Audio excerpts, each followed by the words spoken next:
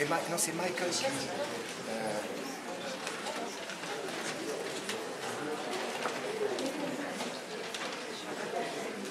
J'ai permis de pousser un tout petit peu. Le monsieur qui fait la conférence. Bon, bah, c'est formidable. Écoutez, je suis absolument épaté.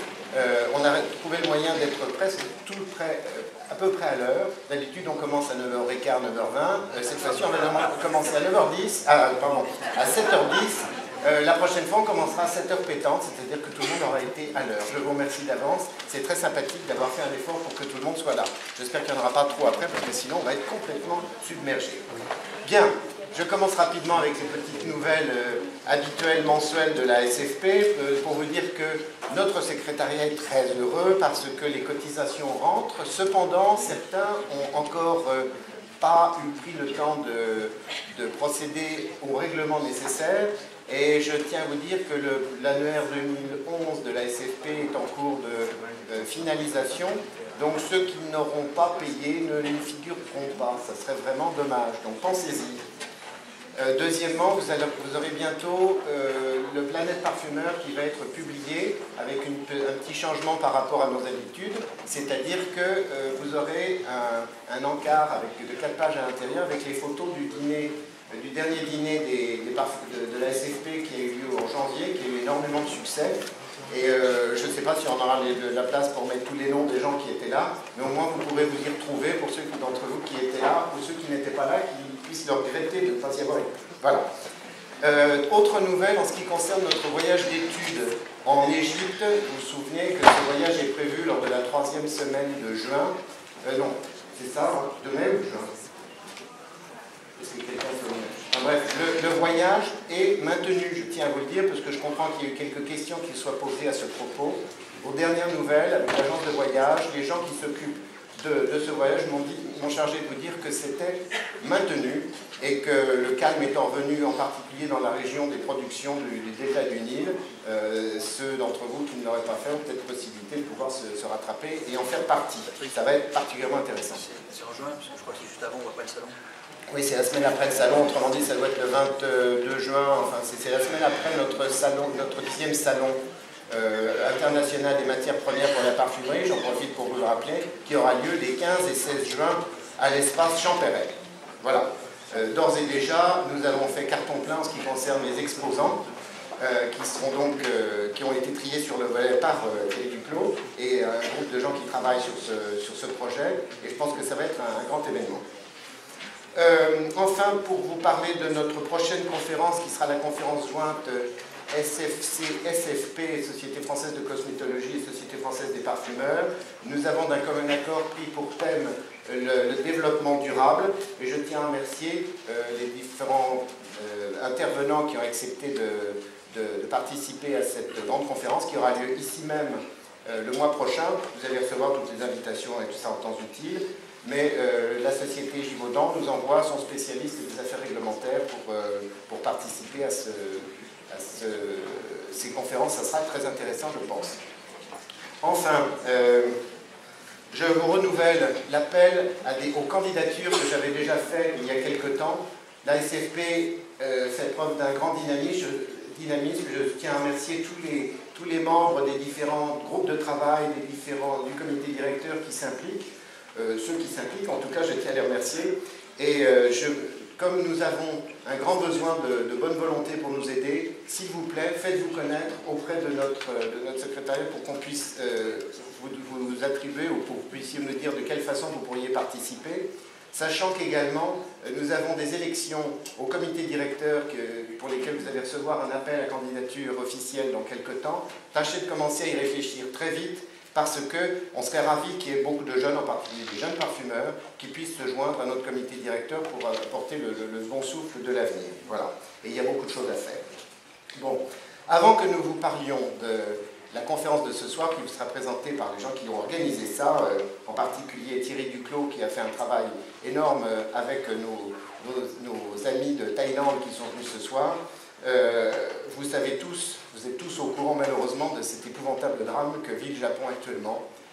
Et je pense que chacun d'entre nous peut y réfléchir et penser à toutes les conséquences que ça peut avoir toute notre civilisation, je crois. Ça va être un moment très important, malheureusement.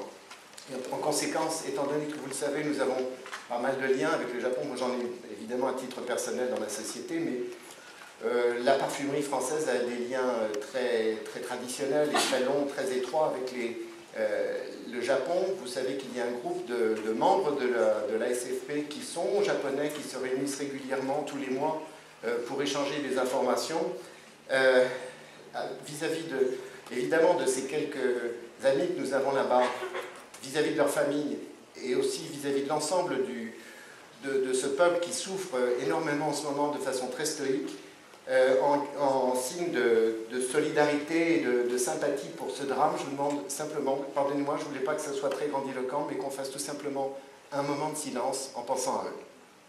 Merci pour votre silence pendant quelques instants.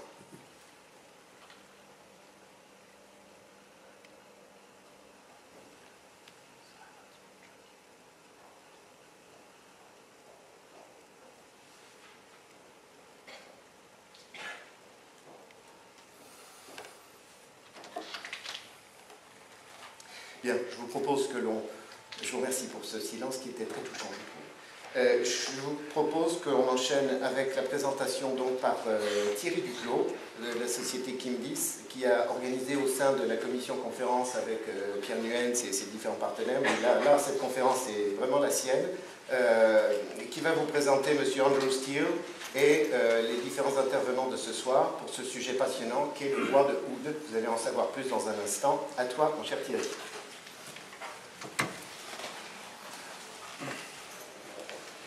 Merci. Bonsoir. Vous allez avoir un petit aperçu, une petite mise en jambe sur la prochaine conférence qui est sur le développement durable, puisque un des aspects caractéristiques de cette présentation de ce soir, c'est particulièrement sur l'aspect développement durable du bois de oud, contrairement à ce que beaucoup de gens peuvent penser. Et ça fait très longtemps que je voulais faire une présentation sur le bois de oud, mais comme c'est un produit qui est très mystérieux, très complexe, j'ai jamais trouvé le bon moment de le faire et la bonne opportunité de le faire. Alors je voudrais d'abord remercier mon vieil ami Steve Hughes, qui est ici, qui est président de la société Hughes & Company, qui est un ami de très longue date, avec qui j'ai de très anciennes relations, et qui m'a présenté Andrew Steele, et m'a permis de monter cette conférence. Steve est basé en Angleterre, il est impliqué dans de très nombreux projets, au Brésil avec le vétiver, en Australie avec le bois de santal de Titri et plein d'autres. Et il était évidemment en contact, en liaison avec Andrew Steele pour le bois de oud, pour ce projet sur le bois de oud. Enfin, c'est plus qu'un projet, maintenant c'est ce développement du bois de oud. Alors je voudrais aussi bien remercier infiniment Andrew Steele d'avoir accepté de venir faire cette conférence. C'était très compliqué à organiser parce qu'il est basé à Bangkok et monter une conférence à distance comme ça, c'était pas évident du tout. Ça a été un très gros travail de toute son équipe et de lui pour mettre tout en place, faire venir ces morceaux de oud, organiser le cocktail, etc. Et à propos, je voulais qu'on remercie aussi à l'occasion Steve Hughes et Andrew Steele de nous offrir ce cocktail thaïlandais, ce qui est aussi une grande première à la SFP. Et Andrew est un ancien militaire et un joueur de rugby, donc soyez très aimable avec lui tout à l'heure. Il est titulaire d'un MBA de la SGSM à Sydney, où il a obtenu plusieurs prix d'excellence.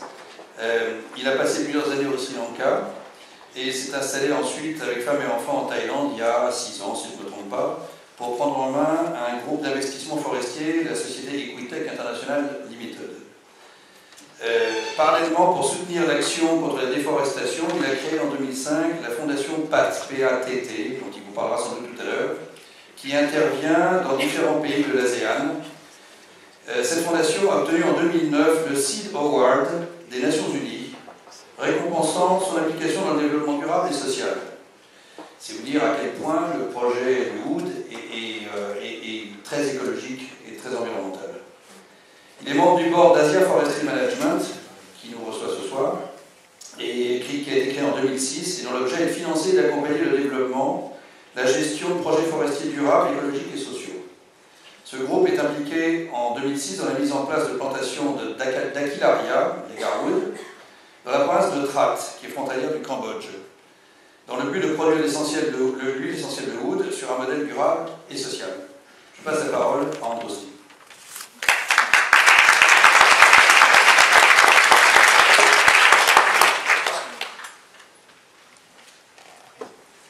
Thank you, Thierry.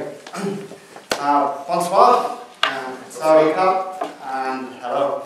It's a pleasure to be here in Paris tonight, and I'm here. Unfortunately, my bags have just arrived at Charles de Gaulle Airport. But the most important thing is the samples were here for you guys. Our team were very, very concerned that we didn't have the samples tonight. It's taken a lot for us to get them here. The fact that we're here is fantastic. I want to say a big thank you certainly to the French Perfume Society and Thierry Declos and Steve Hughes. Without their coordination, we wouldn't be here. So big thank you to you guys.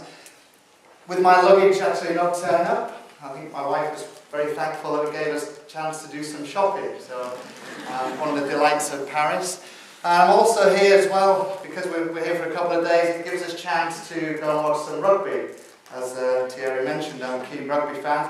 And I must thank the French team actually for handing the Six Nations to the English. However, that said, and Thierry, I hope you don't mind me quoting this, Thierry commented he thinks that the French team should take up badminton. I'm not sure if that's a comment. But I think on Saturday, I will certainly see the French team come out against the Welsh and perform very, very well.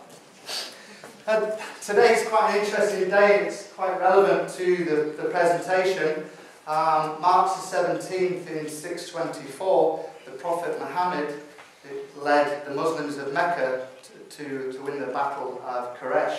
Now, that will be quite relevant later on. It's quite important. So, I hope you enjoy the presentation and unraveling the mysteries of oud. A number of people, I think, may have had some experience with oud. Is anybody, can I get a show of hands? I know Pierre has been working with wood. Has anybody worked with oud before? Good. Thank you very much, because later on I may call on your experience. We're a forestry company. We're not an essential oils company. We're very new to the market. We've been established for 5 years now. But we're learning all the time about the industry, and it's opportunities like this to come and speak to you and actually understand what's needed from the perfumers that allows us to learn and to grow our company. So where did we start? Hopefully, we set the company up in 2006, and as Thierry commented, we had a real focus on the environment. We consider ourselves a triple bottom line company. Is people, profit and planet. And as you can see, we went into this with our eyes open. We saw a niche market, a very fragmented market where farmers were planting trees, but they didn't know how to inoculate them. Not only did they not know how to inoculate the trees, they didn't know how to distill them to produce the oil. There's very small producers with maybe 5 or 6 stills, very fragmented. And farmers planted trees with no real understanding of what to do. They knew that they could get some value out of these trees, but they didn't know how. Now, nature does assist in some ways. There's a little bug that bores a hole into the tree, and taking the bacteria from the soil allows the antibodies to be produced. Farmers didn't know how to do it. So when we went down there, we saw that lots of farmers had trees, but they couldn't do anything with them. They're worthless. The trees have got no value. It's a softwood. You can't manufacture furniture from it. So it was too expensive for them to take it down. They just leave it. At $15 a ton for firewood, they didn't really have anything they could do with it other than remove it and plant something else. So our focus was not only on the environment and protecting the natural forest, but also the social and economic development and actually working with the farmers to create a win-win situation. We wanted to make sure that the farmers got something for their trees, and we think we've facilitated that now with our company moving forward. The company was set up and it's split into 2 strategic business units. As many of you are aware, to establish plantations it's very, very expensive. So we started off by introducing a managed investment scheme around forestry.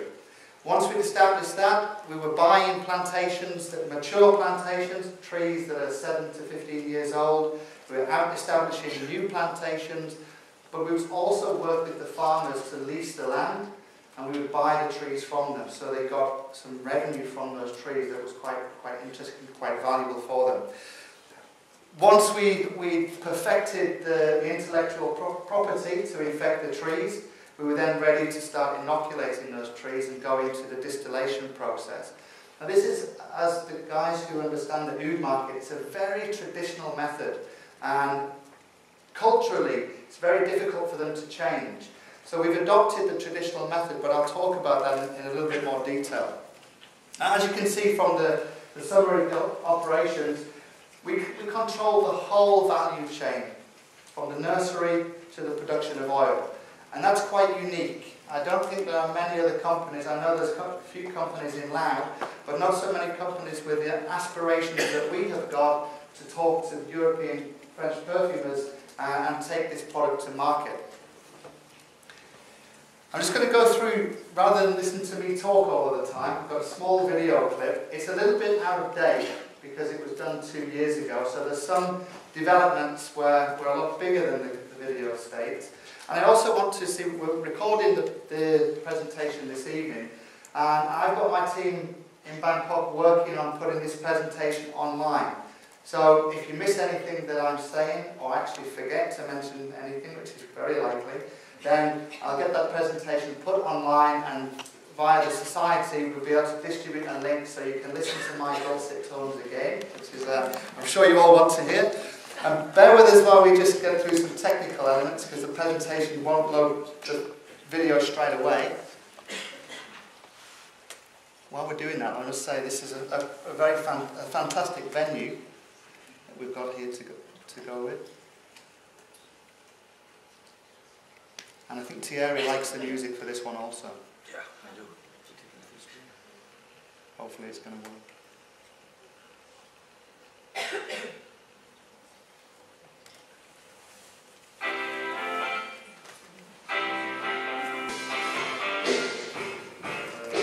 Asia Forestry Management is located in Thailand, with the majority of our plantations in Trans Province. Our aim is to provide a new style of socially responsible investment that allows the general public to diversify their portfolio and invest in themselves, the community and the environment. As an Asia Forestry investor, you own the trees and we manage your asset. We specialise in aguileria trees that produce an aromatic oil called oud, or agate oil. The oil is used extensively in the Middle East in the perfume industry. The value of agate oil is about 1.5 times that of gold by weight.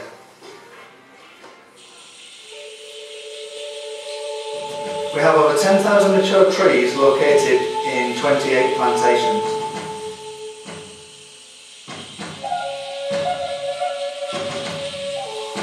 Your trees are maintained by our experienced employees.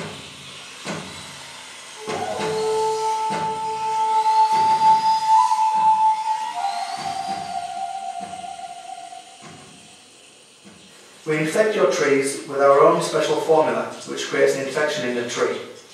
The tree can be inoculated after 4 to 5 years of age. This inoculation causes the tree to react and creates an infection, and we distill the wood to produce the agate oil.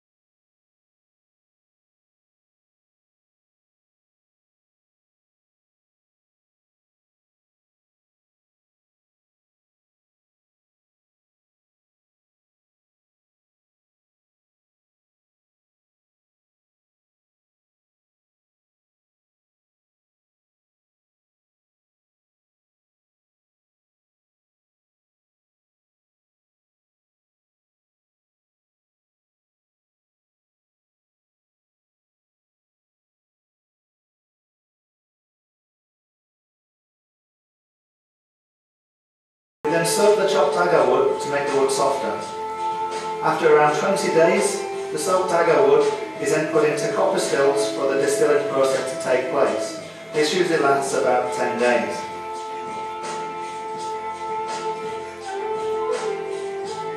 The stills are then heated, and as the mixture starts to boil, this in turn creates condensation. The condensation is directed through a cold water tube, turning it back into liquid again. Our liquid gold.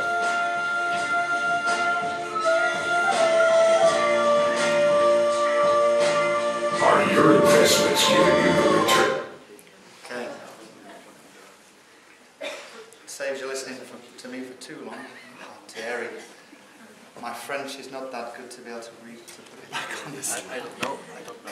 Wait. I should be able to do it that way. Okay. That gives you a quick overview. One of the major differences you'll notice there is that we've grown. This was done a couple of years ago. We now have over 40,000 trees in 35 plantations and growing, because such is the demand and the difficulty to do this that we need to get the trees in the ground to be able to service the requirement. So, what is Aguilaria? Well, it's a rainforest species that is only grown, it's microclimatic and only grows in Southeast Asia. There are 15 species, and we focus in particular on one species called Krasna. I think it's 10 countries, so I'm going to try and name the countries, and it should be easy for me because I live there. There's Thailand, Laos, Burma, Myanmar, Vietnam, Cambodia, Malaysia, Borneo, Philippines, Northern India, and missing one, Malaysia. Okay? And as you can see, it's a protected species, it's endangered, and that's one of the things that we wanted to do, was make sure that we're working within the bounds of the law, and also making sure that we're preserving the natural forest. Now, when you look at this product, I think one of the things that's not understood by people in Europe is that it's not illegal to work in this product. It's a listed species, it's an Annex II CITES species, which means that the trade in this product needs to be controlled. Now that's where they created a market for us. There's actually a gentleman called Tim Redford who lives and works for Wild Asia in Bangkok that was one of the major guys instrumental in getting it registered by CITES. That allowed us to come into the market and plant trees, because we're now working to get those trees and abide by all of the regulations that are needed to make sure we're not flouting the law. Our plantations are in Thailand, as you can see from the map. We're about 4 hours from Bangkok. Now we live and work in Bangkok, but the plantations are next to Koh Chang, which is the second largest national park in Thailand. So if anybody wants to visit, please feel free. You can come down to our factory and also go and take a holiday in Koh Chang. The plantations are located 14 kilometres from the Cambodian border. We also have some plantations up in Chantaburi, which you may be able to see on the map. Now it's interesting because the soil structure within 100 kilometres is different, which actually means we have a different type of oil, or same oil, different smell from each area.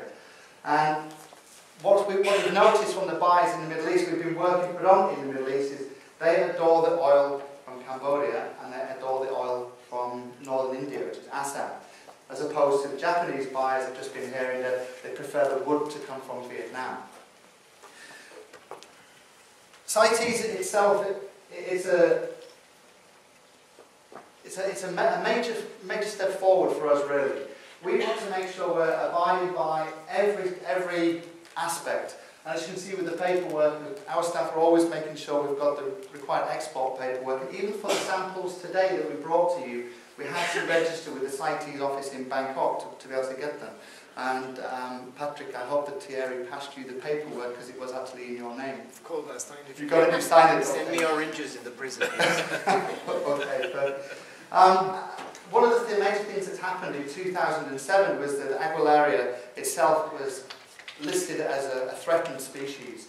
I've got to explain a little bit of the history of why that's happening. Historically, farmers would go into the national park, and their desperation for money, they were chopping out 1 kilo of the tree and then taking it away and earning $2 to $3 from it. They would wait 6 months and they would go back and chop a little bit more out. Now obviously if you're doing that, eventually the tree falls over. It's not sustainable. The poachers actually went a step further, and one of the major national parks in Thailand is Khao Yai. It's a UNESCO World Heritage Site. Poachers were coming across from Cambodia, and they did not care. They would just fell the tree, just to see if it was infected. And unfortunately, that's what led to it being an endangered species. Now, you may not be aware of this, but in Thailand, the forest rangers are armed with AK-47s. So there's been ensuing firefights within the national parks with the Cambodian poachers and the forest rangers, such as the desire to protect these species. Thierry mentioned we also run a foundation. I'll talk a little bit about that in the future. But we're putting 300,000 trees into a national park per year in northern Thailand, of which 20,000 are Agalaria trees. Now, obviously the reason for doing this is we want to make sure that we maintain this species and make sure that it continues to grow in the wild. And one of the major aspects as a forestry company, our work stops the poachers, because the reason they're going into the forest is because the buyers are demanding this product. You know, if you guys didn't want it, the poachers wouldn't actually be going into the forest to get it. So with the niche market being set up, it's created an immense opportunity for us to move forward. CITES itself is obviously a global organisation, but not that many people are following the rules. You can see from the figures here, in 2005, when CITES was first registered, only 100 kilos was actually recorded in Thailand, or less than 100 kilos. Whereas you go to 2008, okay, with just under 1 ton of oil. 1 ton of oil, I know 2009 figures are about 1.7 tons, so there's a value of about $25 million. But not so many people are actually reporting their products when they're exporting it. Has anybody been to Thailand? Debbie, you should be putting your hand up. If you go to Thailand, there's one particular area, so Sukhumvit Samtup Nung, with Sukhumvit 3/1, it's the traders area for oud. And you can go there and you can buy the oil. You can buy a kilo of oil, maybe 5 kilos if you're very lucky that they've got it. But you don't know where it's come from. And a lot of the buyers from the Middle East countries or even Singapore, they will come in and buy it on the street. They're buying in small quantities and larger quantities. Our aim was to cut that all out and try and supply the guys like you yourselves with quantity, with about 50 kilos or whatever you need to make sure you can have the same aroma each time you go to produce your product. The same thing's happened in Singapore. There's a trading area in Singapore. So if you want to go and buy this stuff, you can, but you don't know where it's come from. You don't know where the actual trees are that they've taken this from. Unfortunately, one of the things that we're seeing is that because there's a lack of trees in the wild now, the market for these guys and the lower priced oil, which you may be seeing, is actually diminishing. And unfortunately, with no trees left in the wild, that only leaves the managed plantations. So you'll see a price elasticity of demand. The demand for this product is increasing. Not from Europe, and that's where we hope to change that, but in the Middle East. They go absolutely crazy over the stuff, and I'll explain why. So our intention is to work with the perfume industry in Europe and try and make sure that we can actually supply you with consistent quality and quantity of oil. Now, where does the oil come from? Obviously it's from the trees, but I'm not sure if you're aware that it actually was mentioned in the Bible 5 times. And when Jesus was in Jesus' cremation, they burned myrrh and agar wood. And the legend has it that the trees in the Garden of Eden was actually an agar wood tree that Adam and Eve were allowed to take cuttings from. So I think oud goes back a lot further than any of the people in the room. But here's the important part from us in terms of the major market for this product at the moment. The Prophet Muhammad, when they won the battle of Quraysh, Muslims actually started to come forward as a faith and as a religion. The Prophet Muhammad was the messenger of Allah. And this became a very, very cultural issue in the Middle East. Allah is revered, and everything he says is the words hadith, the actions and words of the messenger of Allah. So it's become very cultural in the Middle East. Everything they do is associated with oud. When they go to prayer, they will clean, they will use oud, because They believe it gets them closer to Allah, closer to their God, all because of Prophet Muhammad. Now, for us, if he was alive now, I thank you very much for creating this market, and it's continuing to grow. But it doesn't stop there. I think, as you can see from oud, it's got many, many uses, and this is only one industry that's using it, but from Islam to Buddhism to Christianity. The Lord Buddha actually mentioned that the smell of burning agar wood is a scent of nirvana. So every type of religion you can think of, I think, has some affinity with oud oil. Now, it's not just used in the Middle East. In Malaysia, they put it in their curries. In Taiwan, they use it in wine. I know there's other uses in Japan for the wood. But in Thailand, and from my own sort of perspective, the head of the Agar Association really did believe, and I'm not sure if this is true, but if he mixed it with his brandy, he said it was like Viagra. So if you want to buy it, it's a very, very expensive form of Viagra. But it just goes to show the community spirit around this product. When we first went into Trak province to work with the Agar Association, apart from Kunchalam Chai actually getting us drunk on brandy every time we went there and putting oud in it, which I don't think is the best thing to do, the community would welcome us. And when we signed a contract with them in the first years, they had a huge party. More than 400 villagers turned up because it was so important that we'd gone into this community to work with them. I think, as you guys know now, that oud is a mysterious product, but more and more of the perfume houses are starting to use it, as you can see. I think, I may be corrected, but Yves Saint Laurent with M7, I think, were the first guys that we're aware of to use oud. But we're seeing more and more companies using it with Christian Dior, Jo Malone, Tom Ford. From that sort of perspective, we've been speaking to Paris galleries in the Middle East. Now, they're the duty-free shops throughout Dubai. And when they launched the Tom Ford product, it sold out instantly. And that's phenomenal. And the reason is because it's oud, and the population there is obviously increasingly culturally aware, but they don't just want to have pure oud. They want to have trendy designer names as well. They're becoming very, very brand aware. Also closer to France, I think most of you should know who this is. King Louis XIV actually used to wash his clothes in rose water that had previously been boiled in agar wood. So you have actually got some affinity to oud oil going back to your own country, which is quite interesting. I just put on the slide there, it's interesting when I came in with talking to various different people, we call it oud oil, eagle's wood, aloes wood, agar wood, gaharu, oud. It has so many different names. I think we've got to try and standardise it and remain with the same name with oud. Now, I asked the guys earlier who had previous experience with oud, and there was a few show of hands. And in terms of the product characteristics, we've given you some samples, if you've got them. And I also mentioned at the start, I'm not an essential oils expert. So no, what I'd like to do is actually, you can see, we've got 4 products, 100% Cambodian, 5-year-old Cambodian, 100% Trak and 5-year-old Trak. But in terms of the product characteristics, I'm a forester, not an essential oils guy, so I don't think I'm the person to actually give you the comments. What I do know is, please don't put it on your skin, because it stays on there for a minimum of 12 to 24 hours. Now, you guys obviously don't want to put it on your skin, but in the Middle East, that's important to them. They want it to stay on the skin for as long as possible. So in terms of product characteristics, can I ask somebody from the audience to smell the oil and actually see if they can give us some technical words? Thierry, would you like to? No, I'm not. No.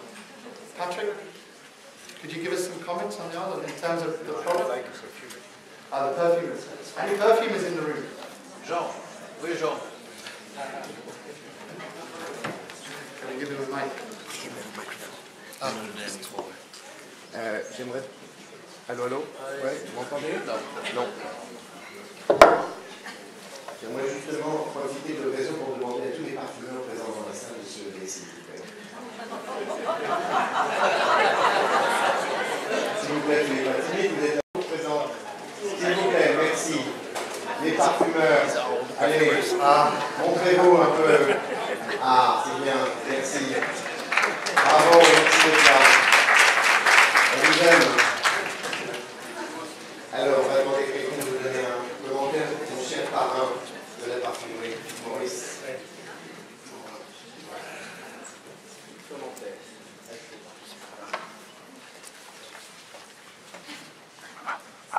I smelled one time in Dubai, but it's not the same. For me, it's different, something different. Oh, décris-le, décris-le.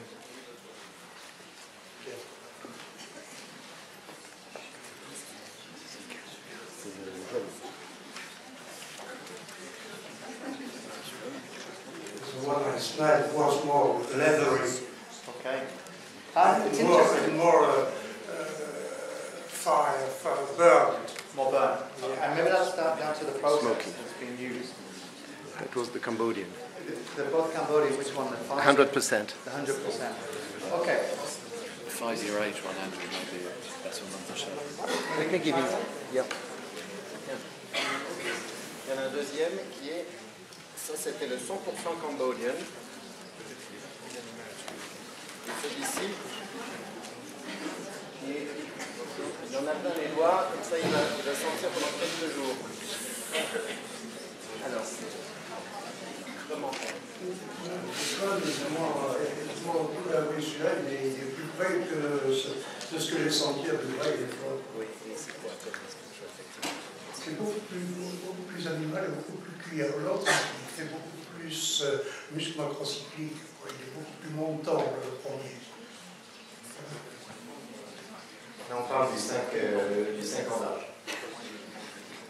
Voilà. Oui.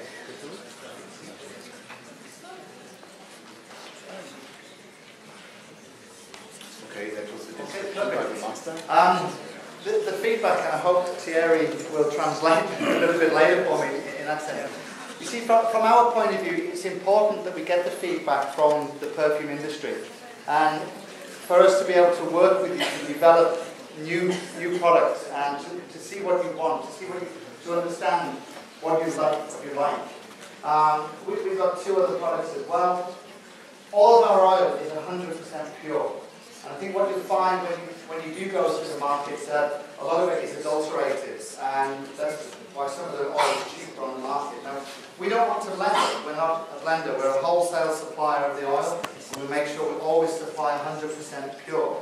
And for us, in terms of the market, we do know it's interesting from a European perspective, but in Dubai, when we go to Dubai, they love our oil because it's Cambodian.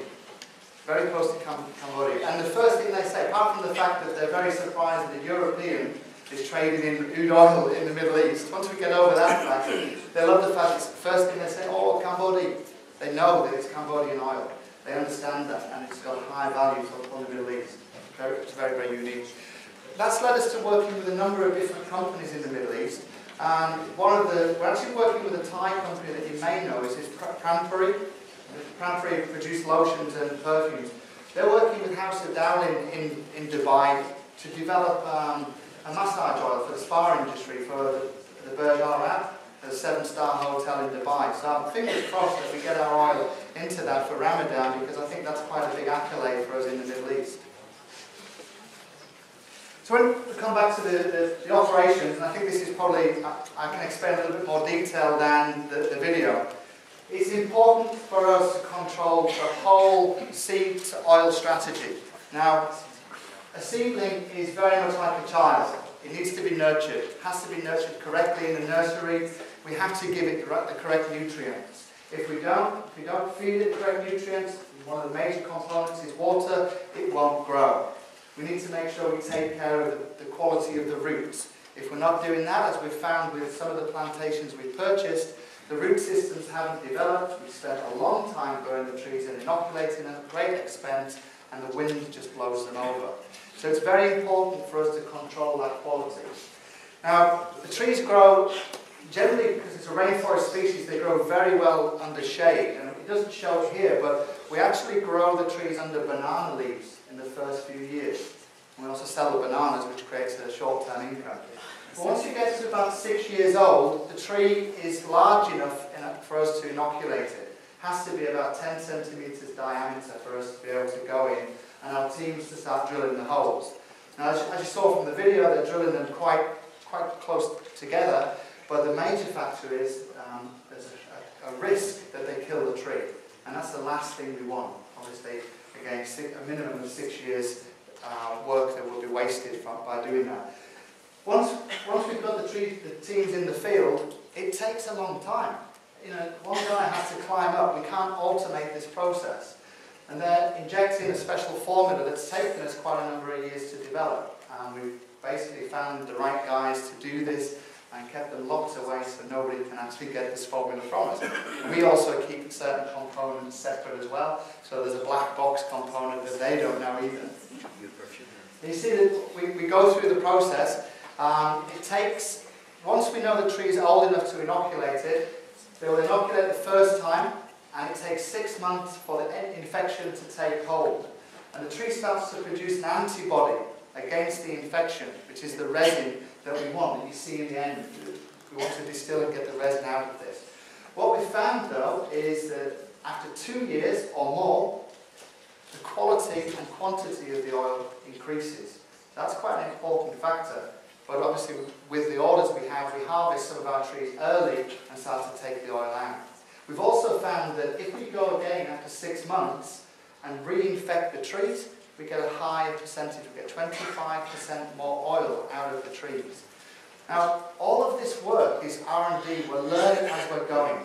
There's a lot of people, a lot of guys in Thailand that know what they're doing, but trying to get this information out of them is very, very difficult. So we've had to develop a lot of this ourselves, and that's why 5 years later, we're now here talking to you with our products ready to go to market.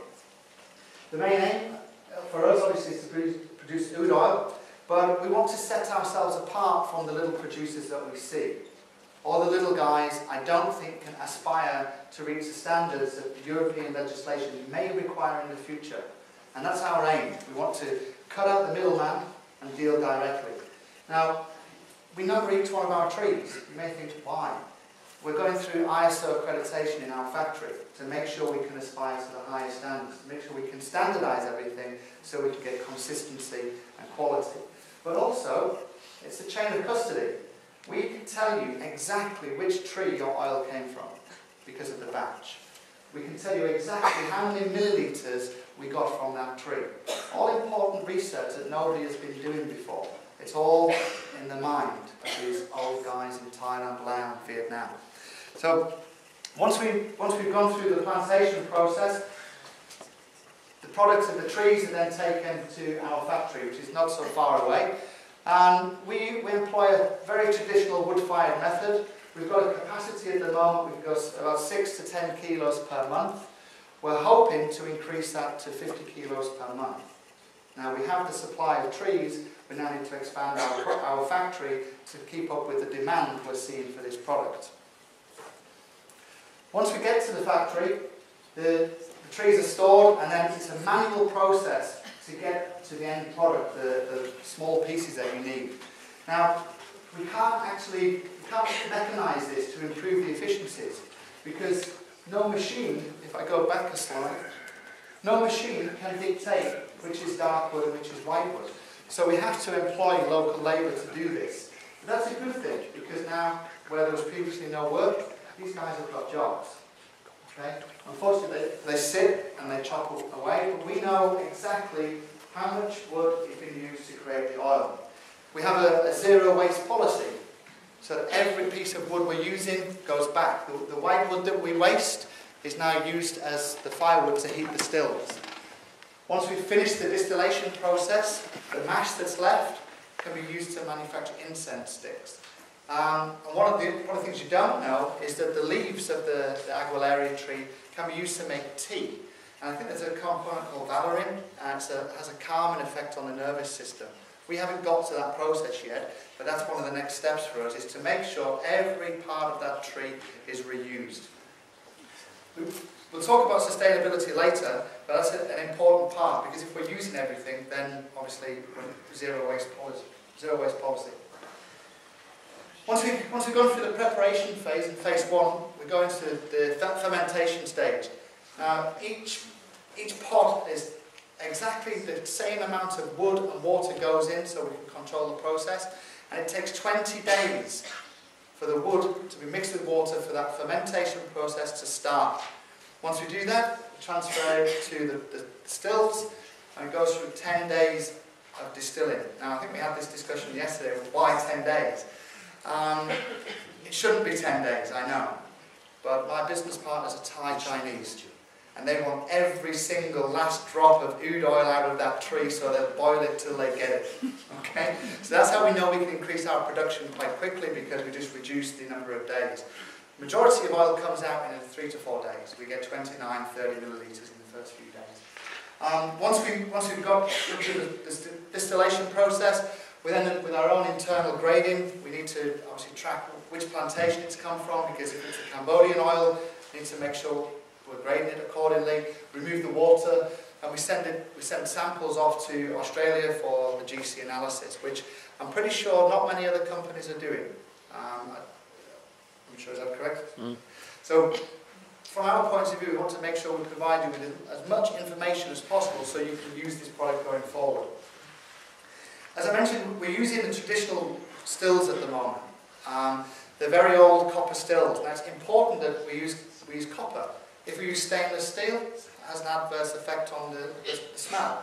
Even the Middle East buyers, they can tell straight away, they're connoisseurs, they can just say, it's come from a stainless steel pot, and they don't want it, or it's a lower price. We know that if we double inoculate, as I mentioned earlier, we get 42, 45 millilitres per tree. Now, the reason this product is so expensive is, just to put it out to the audience, how long do you think it takes me to get from the tree being chopped down to this point where we get oil? In days. That's actually took with the 20 days fermentation, 10 days distilling, 10 days preparation. It takes 40 days to get you 32 millilitres of oil. That's a lot. Yeah? And obviously a complex process to go forward. Now, I mentioned that we can increase our capacity at the moment, and we're aiming to do that. We will always maintain that we have the traditional stills, because the Middle East buyers, they want that. We're looking at going to gas-fired stills, but again, we're a bit dubious about this because it affects the quality of the oil, and the buyers that we're dealing with at the moment don't want it. We have been talking to the German manufacturers of distilling equipment because we want to process larger volumes. Now, that's important for us because we know you guys, you can't handle just 1 or 2 kilos. You need larger amounts. So we've been working with a German manufacturer to look at new equipment that allows us to process 5,000 litres per time, which would give us 50 kilos per month. That's important for the perfume industry to make sure you can actually get the quantity and quality that you want. And our aim is to get that consistency.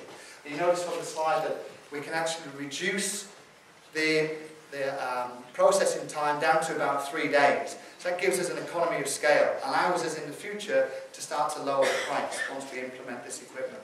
I do know that there's CO2 extraction, but again, the smell isn't so good. So for us as a company, we're not going to invest in that. We're going to maintain what we know the buyers want.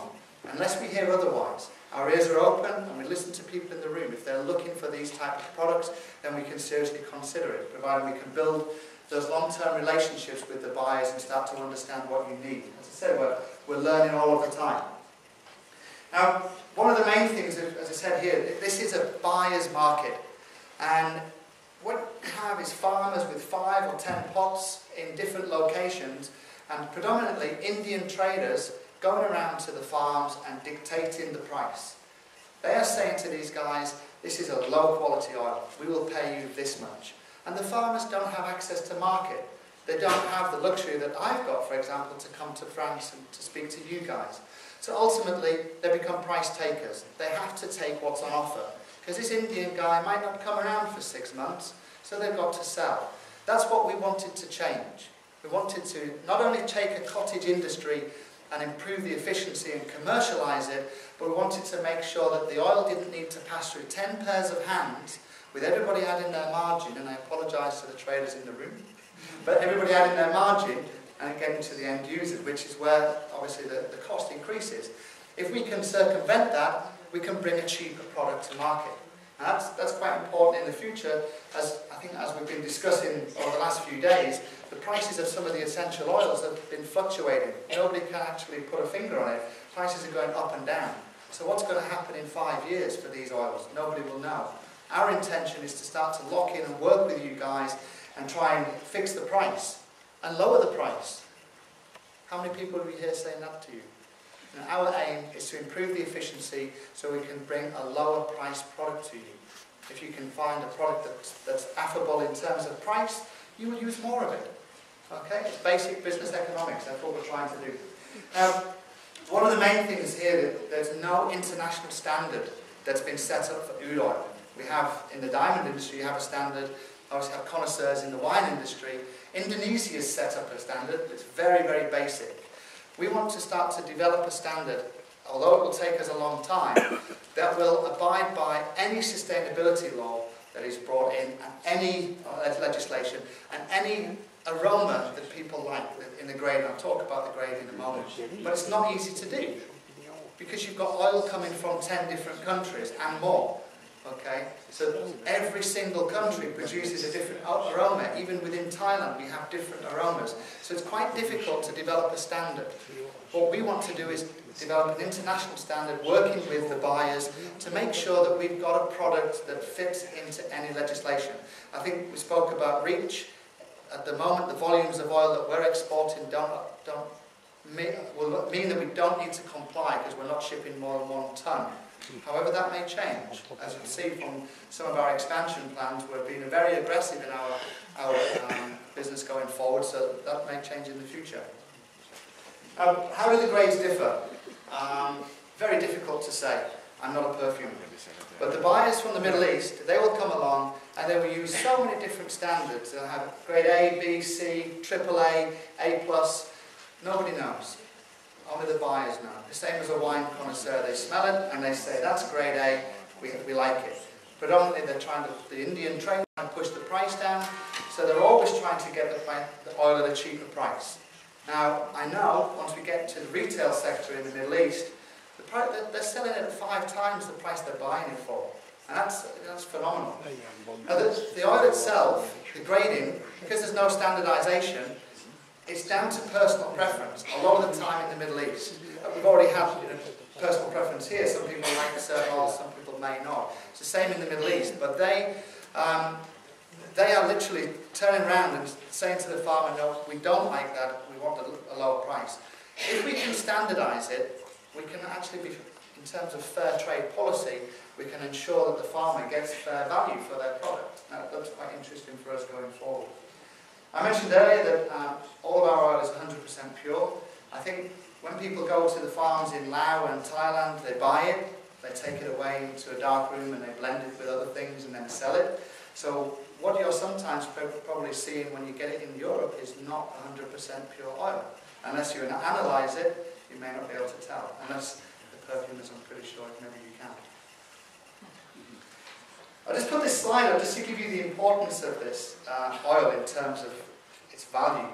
Now, price of gold at the moment is about $1,300 an ounce. So by weight, 1 kilo of oil comes in at just under $50,000. In the Middle East, they sell this product in tola as 84 tola per kilo. So the mathematicians among you will quickly work out, if they're retailing this at $1,000, they're selling it for $80,000 per litre. That's phenomenal. Some of the times they're selling it for $2,000. We're quite fortunate that we're working with some of these buyers to create some exclusive 100% pure oils in the Middle East, and we can take an upside on that price, which is great for us. But it just gives you the value. It's the most expensive oil, essential oil in the world. I can't say oil, because it's the most expensive essential oil in the world. Our aim is to make sure that we don't have those price fluctuations. We want to make sure we lock in to long-term supplies with buyers. So that's an interesting point from our end. As I mentioned earlier, there's a reduced amount of trees left in the wild. So these trees, because they're diminishing, means that you are now, because you have a lack of supply, you you have a supply-demand imbalance. Okay? Increasing demand, lack of supply, price elasticity of demand, obviously price is going to go up. And that's what we want to avoid. We want to make sure that we can try and fix the price for the long term, because I know that perfume industry, your product is price sensitive. However, maybe the Tom Ford guys didn't listen to that, because I think that's about $500 a bottle, isn't it? Very, very expensive. So the markets in the Middle East, and not only is it culturally aware, religious, and used in the perfume industry, the Middle East, it's associated with wealth. Because it's the most expensive oil in the world, the biggest market for this is Saudi Arabia. And they buy it and they shower in it. And they don't care that it's $50,000 a litre because they can afford it. And they just sprinkle it on the bed. It's amazing the stories we hear coming out of Bahrain and the Middle East about this product. But what's interesting from a European perspective, or the perfume industry perspective, is probably the next graph. There's 1.6 billion Muslims. As the count in 2010. Muslim population is expected to increase to, 2.2 billion in 2030. Now, why is that important? I saw the news recently. Is anybody from L'Oreal? No? Okay. L'Oreal quoted that by 2020 they wanted to increase their customer base by 1 billion customers on top of their 1.2 billion consumer base they have now. But that market was going to come from the Asia Pacific. That's interesting, because you have a market here in the Middle East that's going gaga over a product that you haven't previously been able to get. As I mentioned earlier, the Tom Ford products, when they were in the Paris Gallery shops, they were sold out. The guys at Paris Gallery, they had pages and pages of orders as soon as it came in. So why should L'Oreal, and you guys, be looking outside when you have a unique product here that can be developed to penetrate a new market? And that's what we're about in business, isn't it? Looking for new markets all of the time. How many of you actually considered that you could penetrate the Middle East? The option is there for you. And that's what we want to do, is work with the perfumers to develop brands, products that can be used into the Middle East. Thierry told me not to focus too much on the numbers, but I think there's some important factors here. And I'll flick through these last few slides, because I know that there's some cocktails and some Thai delights outside. But we did a little bit of research when we first got into this, and the wholesale industry was valued at about $800 million in 2003. There's not, as you can imagine, not a lot of data on this product, so it's hard to actually get exact figures. But at a conservative 4% growth rate, that means today the wholesale oil industry is worth 1.1 billion. We think 4% is very conservative, and it'll be a lot higher. The demand is growing all of the time. I'll flick through these slides, but one of the major things we're seeing is that there's 100% year-on-year growth. Now, I heard a figure today quoted of one company with 27% growth on their business. How many industries can quote 100% year-on-year growth? It's very difficult to do that. So it's a new market that's very worthwhile tapping into. Interesting enough, the demand is coming from Krasna. It's the species we specialise in. Other species have been used, but not as successful as inducing the infection. From a Thailand perspective, Asia Forestry itself, we produce about 5% of the Thai market. Our aggressive strategy going forward is to produce about 40% of the market from Thailand export. However, we need to work with you guys to get the demand increase so we can achieve that. One of the things that we've got here in these slides, and you'll probably look at them in more detail later, this is all CITES information, so it's not all recorded. These are very, very loose figures of the people who are upstanding companies that want to make sure they're following all of the guidelines and reporting their exports to CITES, which is obviously important in our eyes. From our situation, supply route is from Bangkok. We DHL our products, next day delivery. We come through our European distributors, Steve Hughes and Thierry Declos. We make sure that all of the paperwork is there. We want to ensure, as I mentioned, that we're an upstanding company. So we provide you with the CITES export documentation, the GC analysis, and all of the paperwork that you need to be able to use this product legitimately.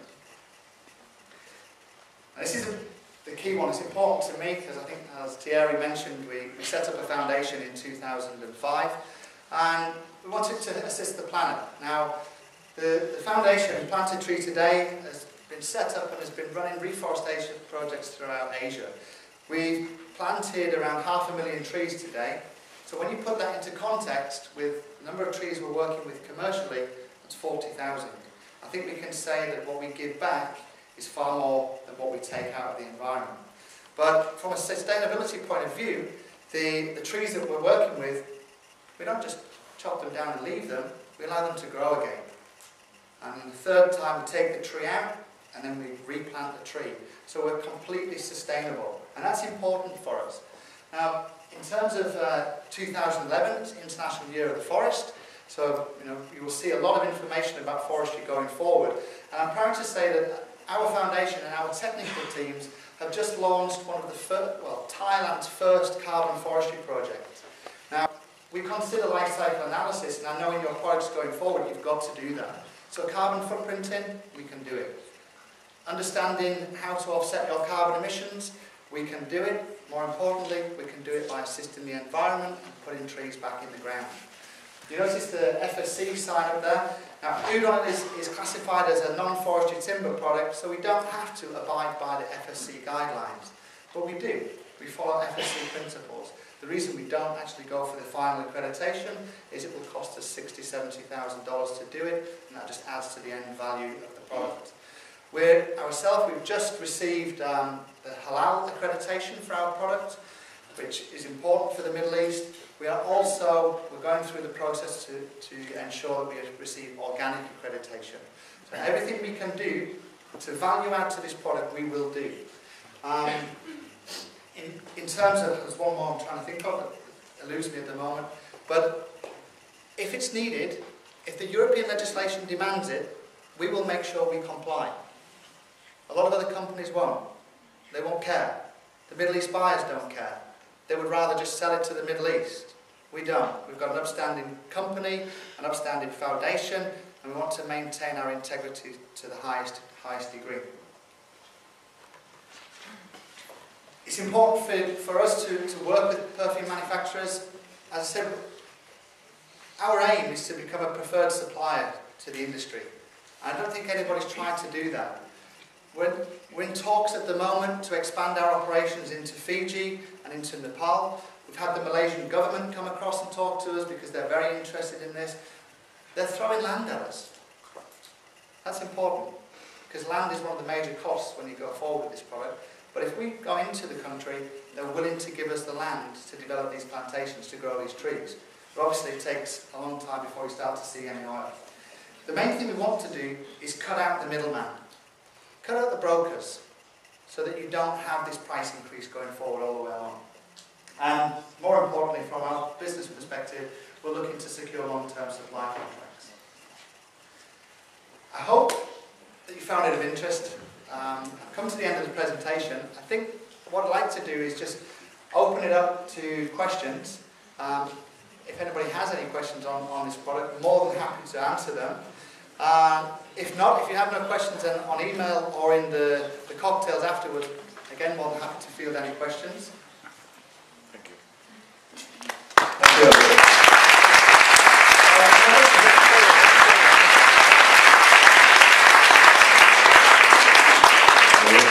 I have one question, please. My name is Pierre Nivens, I am a perfumer.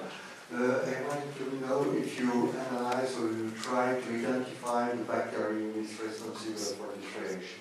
And if yes, did you make it grow in a large scale or something like that? Can you repeat the first part? Did you identify the bacteria who is responsible for this reaction? Yes. Trade secrets. That's all I can say. Yes, we have. Obviously, that's intellectual property of the company. We have that information. We're developing all of the time. We're developing our formula to increase the inoculation, the infection rate all of the time. But unfortunately, as I say, it's a trade secret. We do know it. I unfortunately can't reveal it. So you're trying to improve it in yes. Trying to let it grow in a large scale first and then... As I mentioned earlier, it's a very fragmented industry. It's very cultural. These guys have been doing it for years. And if you understand the Asian mentality, if they're a rice farmer will plant rice because that's the way his father did it. So we've come along with a European mentality saying, well, how can we improve this? What can we do? So it's a very slow process convincing our own staff that we want to try and improve. But we've been doing research now at R&D for about 2 or 3 years to try and see what happens. And that's how we found out that we can get more oil. By different formulas, going to water-based, etc. Lots of different elements moving forward.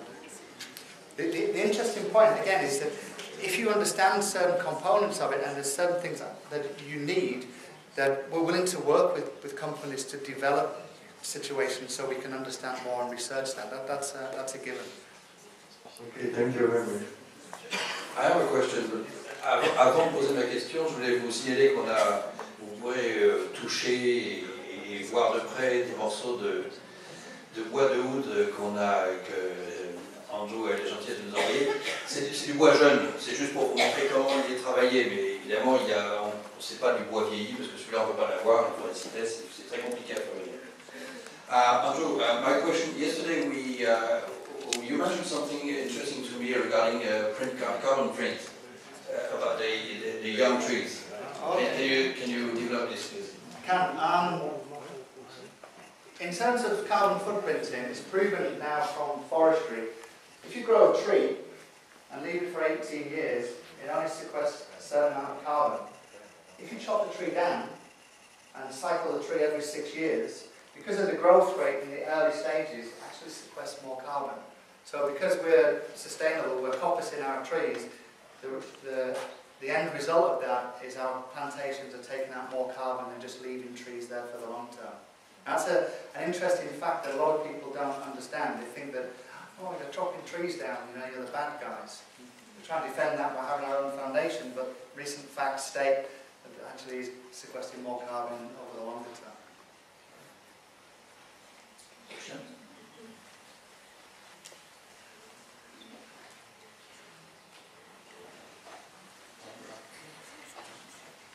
One question here. Good evening, Laurence Manuel, perfumer.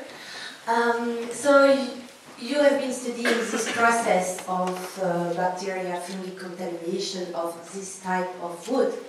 Do you know any other process that would apply to any other sorts of woods interaction with their own bacteria or fungi that could generate other types of oil? The simple answer to that is no. We specialise in this particular product and we haven't looked outside of that. I'm not saying we won't rule it out in the future, but we are still a relatively small company with only 70 employees and we don't have a huge R&D budget, but willing to work if somebody's willing to pay us to develop it. Andrew, I would have 2 questions. First of all, I was surprised to hear that you have to conduct all the GC analysis in Australia. You don't have any possibility to do it on the spot for the time being, or is that deliberately? I think from our point of view, it was good to work with an Australian institute because the credibility of the Thai organisations may not be there yet until we can develop that in-house capacity. They give us an independent review. It's the same institute that we're talking to develop the international standard going forward. My second question would be about the byproducts that you have in your production. You indicated a bit earlier that you're using tea, the leaves or some parts of the tree to make a kind of tea. Is there any other byproducts that you've done, a bit like the Chinese use a lot of the bamboo parts to do other things? Not that we're aware of. Tea, and then obviously the waste product from the distillation process goes into making it. Thank you very much. So if there's no more questions? Yeah, there is one. I was just trying to translate. What's the yield in oil, actually? You mentioned something about 32 grams after 40 days or something like this, but can you give us some more figure on the yield of oil? In terms of when we go back through the process with each pot, it takes about 1 to 2 trees, depending on the size of the tree, to get up 32 millilitres. And that's obviously a function of how long we've left it infected. If we leave it for 3 years, we get a lot more oil out. Obviously, our plantations are very young, only 6 years old. We have some mature plantations, larger trees, which are getting more oil out of. So, by a ton of wood, how much would it be? A ton of wood, maybe about 300 milliliters.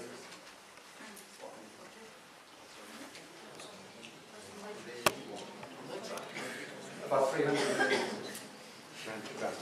So it takes one tree to get 32 milliliters, then each tree is about 100 kilos, so 10 trees, yeah, roughly. Once it gets to about 10 years old, it's about 100 kilos.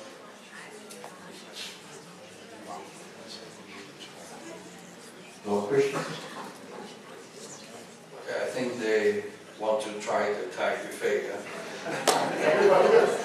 Okay.